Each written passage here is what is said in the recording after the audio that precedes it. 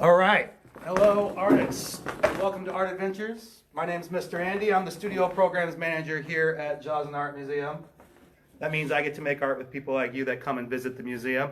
Art Adventures is a drop-in art experience that happens every week, every Friday morning at the museum throughout the year, normally with our friend Miss Therese, who is at home and watching and following along. Hello, Miss Therese. Miss Therese can answer your questions and comments as we go along. She'll be typing in the comment section below. In this time of COVID, of course, we are all doing what we can to keep each other safe by staying at home. So I am going to bring Art Adventures to you each week so we can make art together in the comfort of your own studio. For a full list of upcoming May and June, soon to be posted, June Art Adventures, and a weekly material list, please visit joslyn.org. If you do not have materials ready today, a recording of today's video will be posted along with a link to a Pinterest board about today's artist so that you can further explore. Each week we will be inspired by a different artist or artwork from Joslyn's galleries and create our own masterpiece while learning how these artworks were made and what makes them special. This week we will be inspired by the ceramic sculpture of Jun Kaneko, who lives here in Omaha. Jun's sculptures can be found all over Omaha and the world, including large sculptures here at Joslyn, one inside and one outside in the gardens that you can come and visit now, even when the museum is closed. Jun Kaneko first came to Omaha in 1981 with the promise of firing his clay sculptures in huge kilns at Omaha Brickworks. He was excited to make the largest sculptures of his career as a ceramic artist.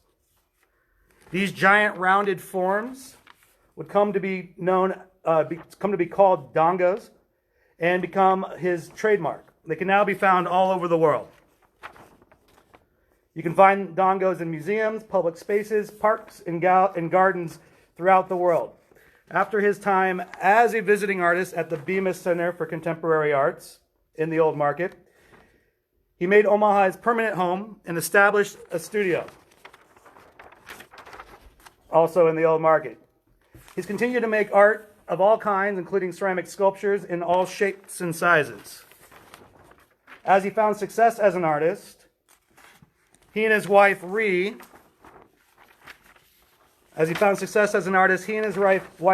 Kaneko founded Kaneko, which is an open space for your mind, which fosters creativity of all sorts for its visitors, students, and the rest of Omaha's community. But Jun Kaneko hasn't always lived in Omaha. Jun was born in Japan in 1942. Growing up, he was not always a good student. He was rebellious. He rebelled against the rules and did not want to conform to his classmates at school. This is a picture of Jun here, and his friend in uniform. Jun stole his hat, and Jun's wearing a white shirt and blue jeans. Jun wanted to express himself. He wanted to do things his own ways. So as a teenager, he stopped going to regular classes and started to draw a lot. He drew and painted all the time. He especially liked to draw the historic temples and gardens in the rural mountains near his family's home. He drew and painted all the time. He even convinced his parents to pay for special art lessons with a well-known local painter. He was able to take these lessons take these special art lessons as long as he promised to finish high school by taking night classes. Jun's art teacher saw that he had great talent and was willing to work hard, and he helped Jun to study abroad after high school. Jun went to Los Angeles, California. Jun was only 21 years old. He had never been to America. He did not speak English, and he'd never been away from his family. He arrived in LA in the midst of the 1960s. This is the time of hippies and self-expression. He lived with a college math professor and the professor's wife. Their home was filled with funky clay pots and sculptures that the professor and his wife had collected from a group of artists that were changing the way people looked at ceramics. Before this Western Revolution, most people, including Jun, only thought of ceramics as utilitarian objects like flower vases or a soup bowl, things you might find in your cupboard, or you might put a bouquet of flowers in. The math professor introduced Jun to this bunch of wild potters, and he met the leader named Peter Volkus.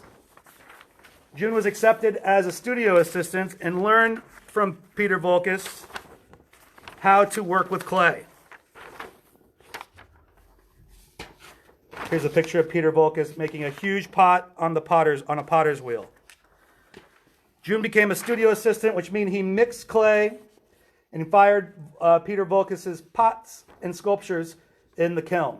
Although Jun had come to America to be a painter, he was fascinated by this wild group of artists who experimented with new and exciting ideas, and he began to make clay sculptures himself. And he showed such promise, he was accepted into the Claremont College graduate program.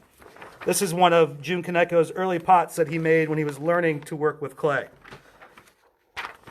This is another pot that made by Jun Kaneko. And this is a platter that Jun painted his glaze and put his handprint on. Jun was accepted into the graduate program at Claremont College, even though he had not yet earned a college degree. There he earned his master's in ceramics, and Jun combined his love of abstract painting and traditional Japanese Zen aesthetics, which he had learned by drawing and painting in those historic temples and gardens back home in Japan. Here's a picture of one of his favorite gardens in Japan. These are special rock gardens. So there's not many plants, but all of this are tiny pebbles and rocks with big rocks spaced in between. Jun created clay sculpture in a style that was uniquely his own. Jun's sculptures came in all shapes and sizes, and they were full of color and pattern. Jun's sculptures often appear to be very simple, but the creative process from start to finish is very complex. Each step of the process is important. Each step is an important part of that finished artwork, and Jun does not like to talk much about the meaning of his art. He'll often say, it's like as if a person tried to explain a wonderful meal. No matter how well they described what they ate, no one other than those at the meal could actually taste it. Clay is an ancient material that has been used to make objects in art for thousands of years. Clay is that special kind of mud. It's that special kind of mud or earth that you can probably find in your own backyard. Clays, you know that you have that special kind of mud when you can squeeze it and shape it, and it keeps that shape. So if you go to the park and you dig deep enough in the right spot, you'll probably find yourself some clay. Clay can be shaped with hand or with tools like a potter's wheel to create all kinds of shapes and forms. Once a clay form is made by an artist, it's allowed to dry, and then it's fired in an oven called a kiln. The clay is heated until it's super hot, and that soft clay then becomes hard, like stone.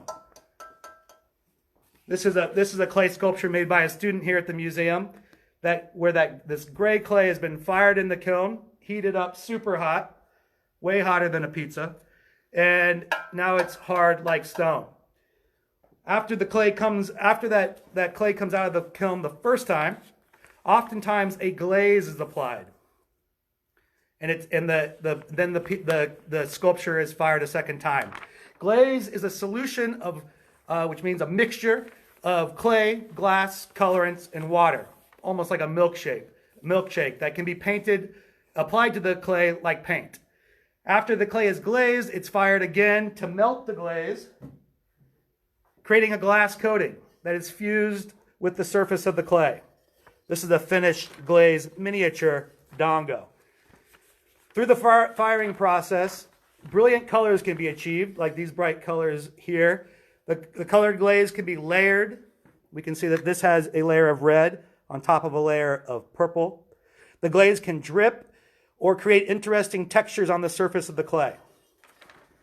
The process, beginning with clay dug out of the ground, carefully shaped so it doesn't crumble or slump over as it dries, then fired, glazed, then fired again, is long and complicated and can often end in failure.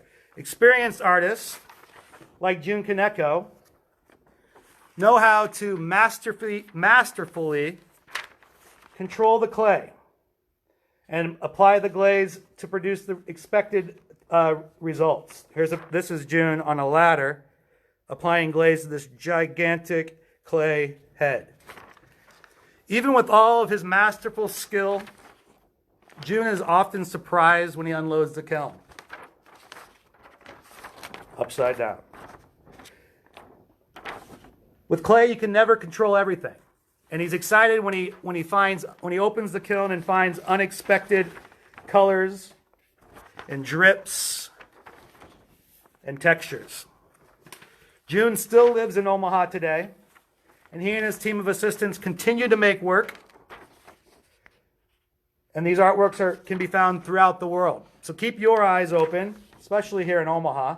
And you're bound to find dongos and towers and tiles and all kinds of art made by Jun Kaneko. And when you're on vacation or visiting a relative, keep your eyes peeled because you'll probably find dongos there too. Today we will be inspired by the colors and patterns in Jun Kaneko's glazed surfaces. And you and I are going to create a dongo painting of our own. So you and I will we'll look at the different shapes, the different colors, and the different patterns in Jun Kaneko's sculptures, and we're going to make a painting together. So before we begin, however, let's watch a quick video. I have a short video. In this video, we'll get to meet Jun Kaneko, and we'll listen to him talk about his process, and be able to see him making some sculpture. So stay put. I'm going to pull over the screen.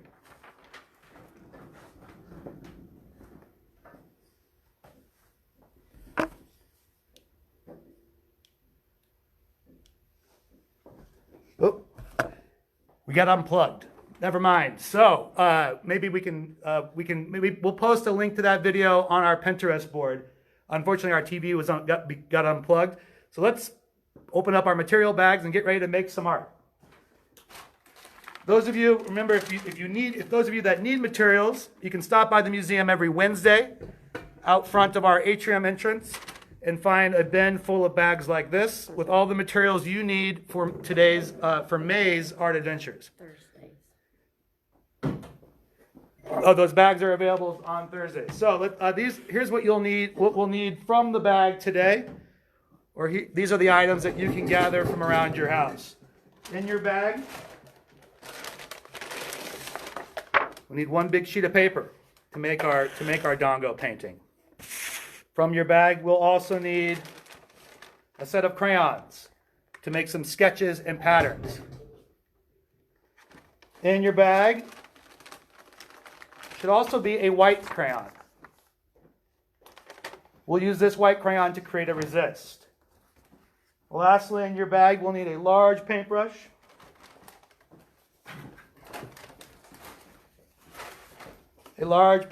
like this, and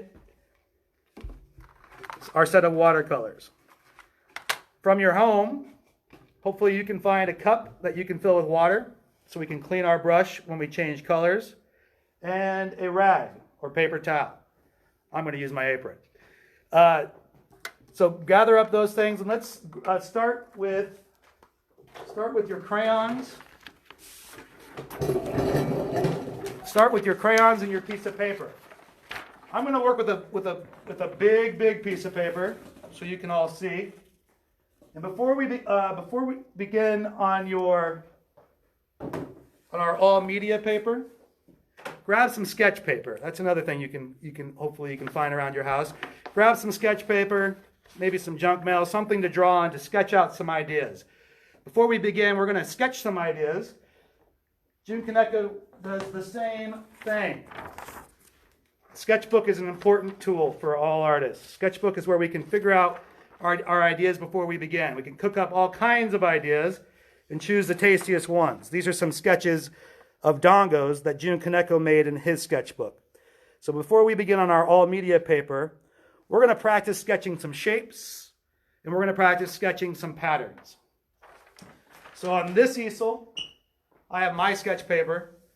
On this easel is my finished paper. So I'm going to make my painting on this easel, but I'm going to sketch on this easel. So grab your sketch paper and grab your crayons. And let's make some sketches. I'm going to use markers so you can see my marks and all my shapes and my lines from far away there. Close your eyes, and I want you to, in your brain, turn on your imagination, and in your mind's eye here, close your eyes and imagine some dongos. Now dongo is a Japanese word that is sometimes used to describe Jun Kaneko's sculptures. That Japanese word means dumpling. Jun Kaneko's sculptures are often round. Some of them are tall. Some of them are wide. Some are short and squat. Some start narrow and become more wide at the top. But oftentimes they look like dumplings. A dumpling is something you would eat. Sometimes a dumpling is filled with meat. Sometimes a dumpling is sweet. Close your eyes and imagine a dongo in your mind.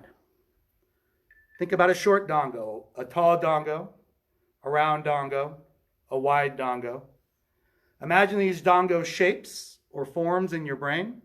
Then open your eyes and let's draw 5 different dongo shapes on your sketch paper. Let's draw 5 different dongo shapes so we can practice and then choose the one we like best. So I might start by drawing, I like to give myself a ground. That's where my dongo can sit so it doesn't fall over. Flat ground right here.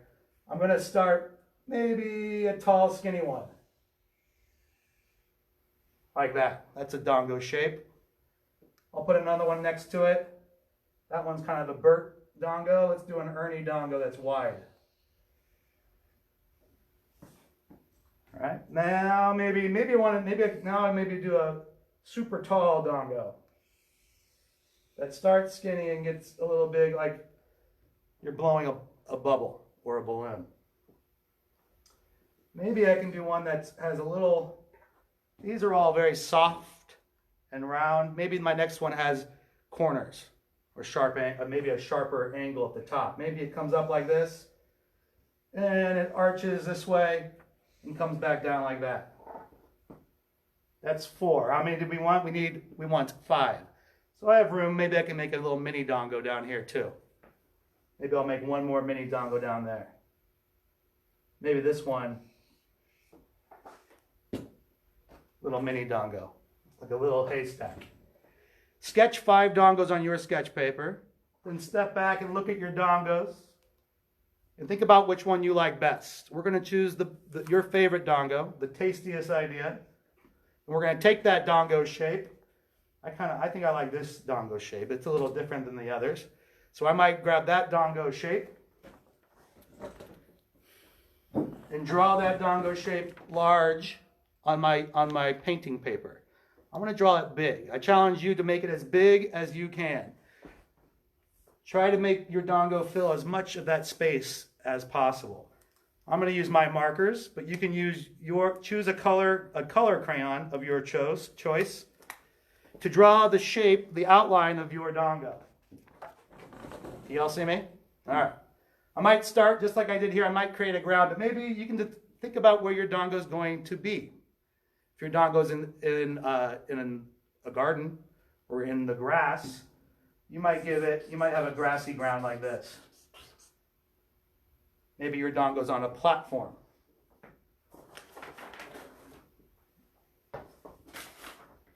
Maybe your dongo is on a platform. It's holding it up off the ground like the one you'll find in our gardens. So now I have my ground, my grassy ground. Let's draw the big dongo shape. We want it to be big. I want to try to come as close to the top of my picture and each side of my paper as possible. I'm going to go all the way up, arc over, come all the way down to make my big shape. We're going to add color to our dongos using paint. Remember, Jun Kaneko would carefully glaze each of his dongos. They would build the clay in big slabs, let it dry, heat it up hot in big kilns. Then once the clay had dried again or cooled, it was ready to apply the glaze. Jun would put his glaze on carefully, oftentimes putting one color of glaze on first, letting it dry, and then using tape or wax to paint a second color on top of the first color of glaze. These layers of glaze would blend and produce new unexpected colors and textures when fired the second time. We're going to create unexpected colors and textures by painting one color, painting our dongo one color to begin. And we're going to let it dry as we cook up ideas for our patterns. Then I'll teach you a special wax technique to draw our patterns before painting with a second color right on top of the first color to produce a brand new color. So we're going to start by painting our first color. So now we can put our crayons to the side. We'll use those in a minute. Grab your paints and your cup of water. And let's add our first color. Just like if you joined us last week, we were using our watercolors. You might have a tiny brush like this. We don't need that tiny brush today. Put it to the side. We only need a big brush because we have a big shape to paint.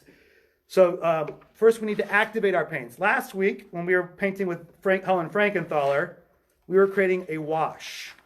And we wanted our paints to be very, very wet. This week, we don't need our paints to be quite as wet. So here's what you can do. Take your brush, put it in the water, get it dripping wet. Then take that dripping wet paintbrush and select your first color. We only need one color to begin. I think I will begin with a red. So I'm going to take my wet paintbrush and I want to load up with lots of paint. So I'm going to take my paintbrush, the hairdo of my paintbrush, my bristles, and I'm going to make little brush strokes, rotating my brush around and around and around. And we want to load up with lots of paint so that your hairdo turns red, all right? Or whichever color you choose. Make sure you have lots of paint on your brush. Now that my paint's been activated and my brush is full of paint, now I can take that paint and all we need to do is paint we're going to fill the whole thing with red. So you can decide where you want to start. Paint. When you're painting, it's good to paint carefully. So you put the paint where you want to, but also be gentle with your brush. You want to keep your hairdo looking nice and neat. So sometimes it's good to imagine that you're petting the paint with smooth brush strokes. If you're painting and your paint, you start to have less red on your brush. If I keep paint over here and I have less red on my brush, that means it's time to load up with more paint. You might need to put your brush back in the water to get it dripping wet again. Take your brush, little tiny brush strokes, load up with lots of paint. Go ahead, load up your brush with paint and choose your color. And quickly, we can do this pretty quickly. We don't need to worry about this being perfect. But because we're painting with one color, we can paint in pretty quickly. And because we're using a big brush, we can fill that big shape very efficiently. So continue to paint. I'm going to fill in my dongo with red. Maybe tell me what colors you're choosing to use. Starting with red, and then when our red dries, we'll paint with another color on top of it. So I might think about what colors I can paint on top of red, because that second color will mix with my first colors. Our primary colors are red, yellow, and blue, right? Red, yellow, and blue. Those are our primary colors. We can mix our primary colors to make any other color. So we can mix our primary colors to make secondary colors.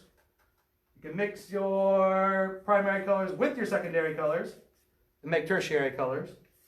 So as I'm painting with my red, I know that this is a primary color. I can think about what primary colors can I use that I paint on top of this.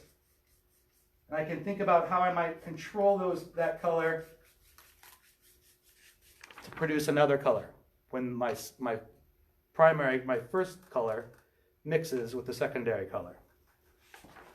So you can see my paint, my dongo now, my paint is wet.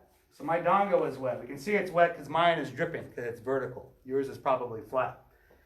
But Jun Kaneko loves drips, so those are okay. But now my dongo is wet. We're going to wait to add our second color. We're going to wait to create our patterns until our first color dries a little bit. And while our first color dries, let's go back to our sketchbook. Let's return to our sketch, and we'll use our different shapes. Or in fact, actually, I might move to a new page. And we're going to practice some patterns. We want to select a pattern that's just right for your dongo's form. We want to make a pattern that looks like it belongs, that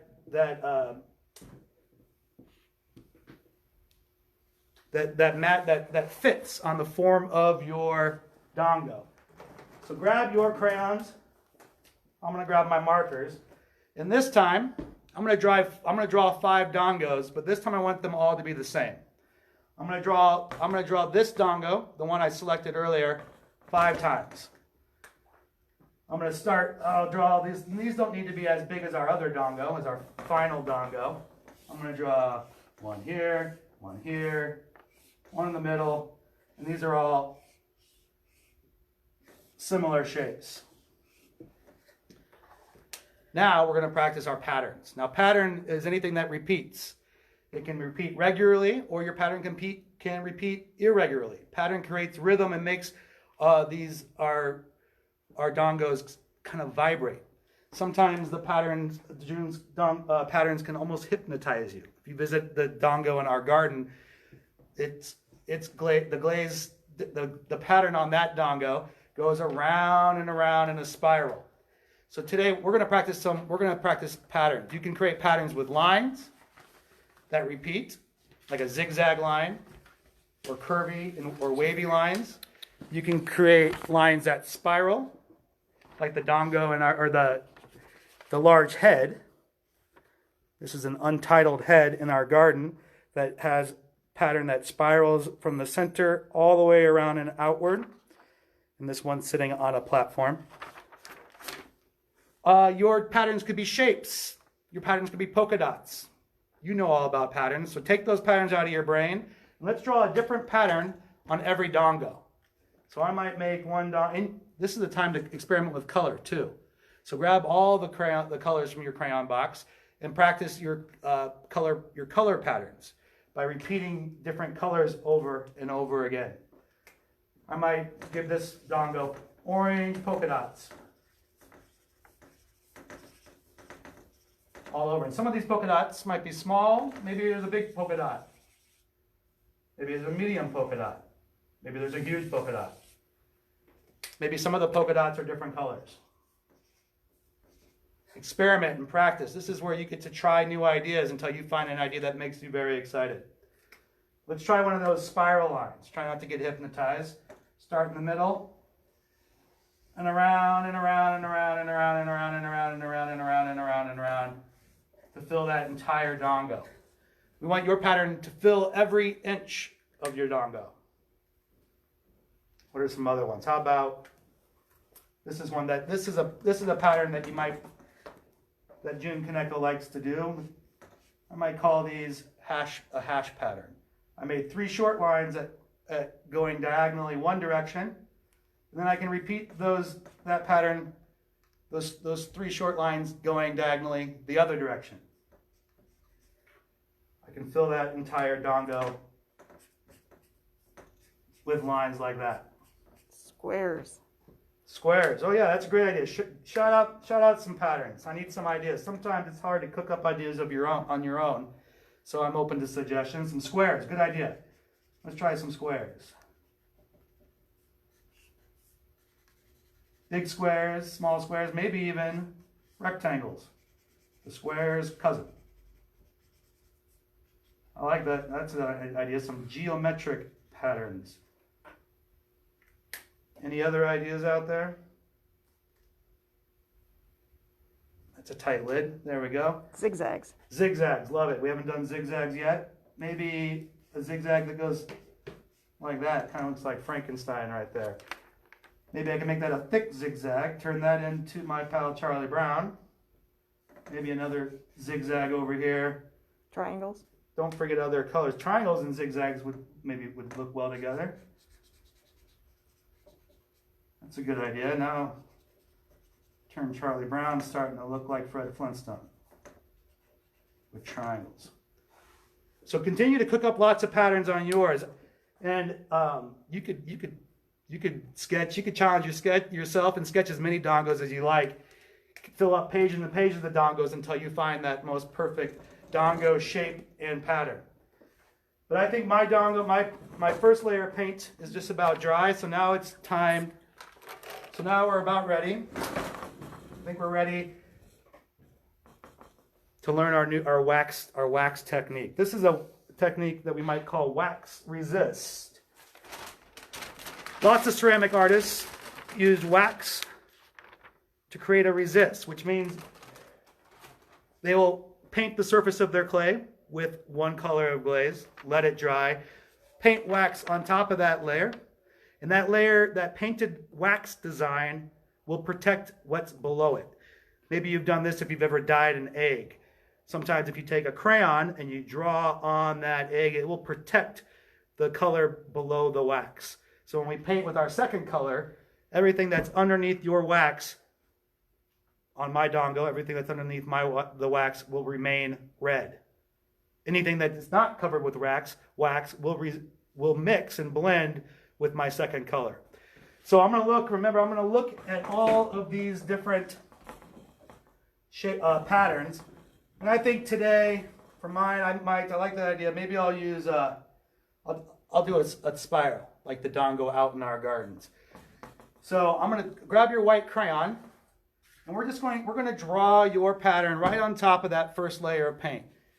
Kind of like invisible ink, since we're using that white. You might be able to see some of the white, since this has some pigment in it.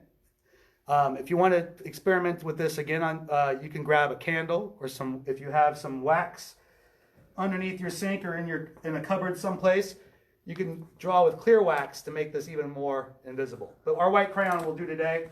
So I'm going to start in the center and I'm going to spiral all the way around and around. Now, that's a very thin line because I'm using the tip of my crayon.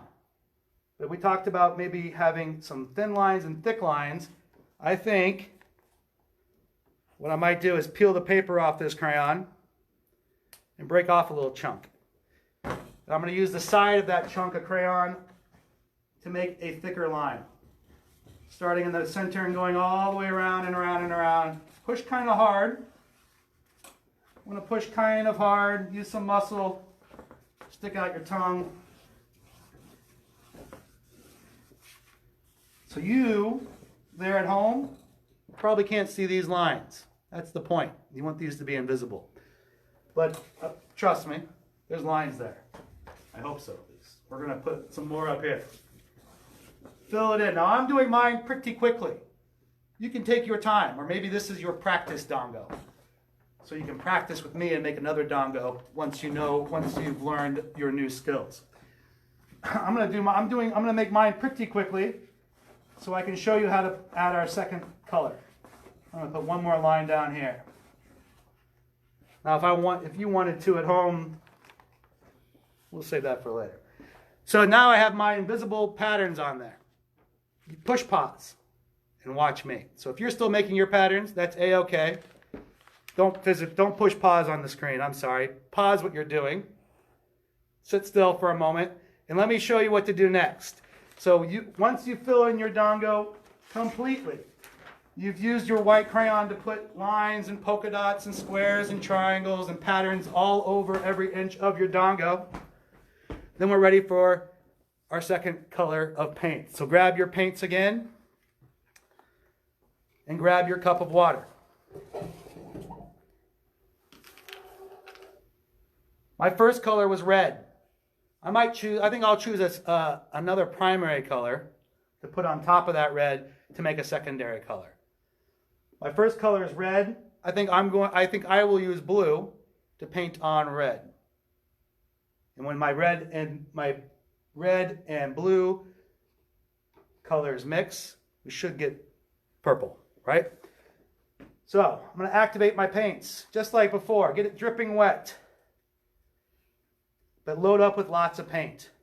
We want to load up with lots of paint so that your dongo is bright and colorful. The more paint you have on your brush, the more intense that color will be. And Jun Kaneko's glazes are often very intense. So now I have lots of blue on my brush. Grab that blue on your brush.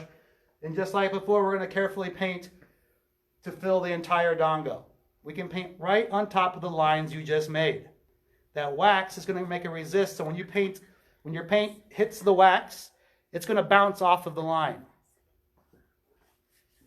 You see how now my invisible lines are revealed? I can fill in. Let's scooch that up so you can really see. Can you see here, Ms. Jennifer? All right. Take that blue. I'm going to take my blue. You choose your colors and let me know what kind of colors, colors you produce. And look at this, my pattern up here. Where I used my white crayon, I can see the red paint or glaze underneath. So I'm going to continue to add more and more blue.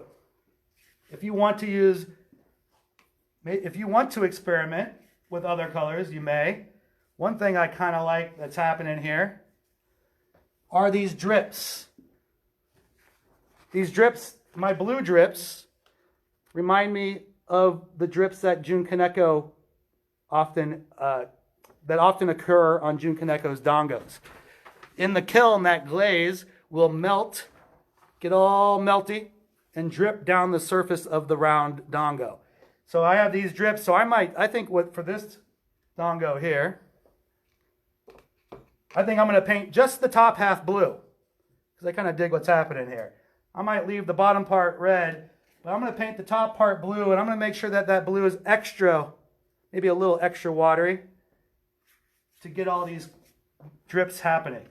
So Jun Kaneko, because he's made probably thousands and thousands of dongos, and he's made thousands and thousands of tests, and he's practiced and he's failed and he's learned. He can control he knows how to control his colors.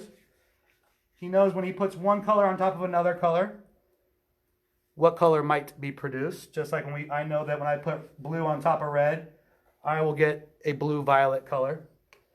He knows which glazes will drip and which glazes will stay put, which glazes will not drip. But every time he puts a sculpture into the kiln and heats it up to melt the glaze, then opens the kiln, every time he's surprised. So if you're painting, hopefully you find some surprises. And if there's a surprise you like, keep it.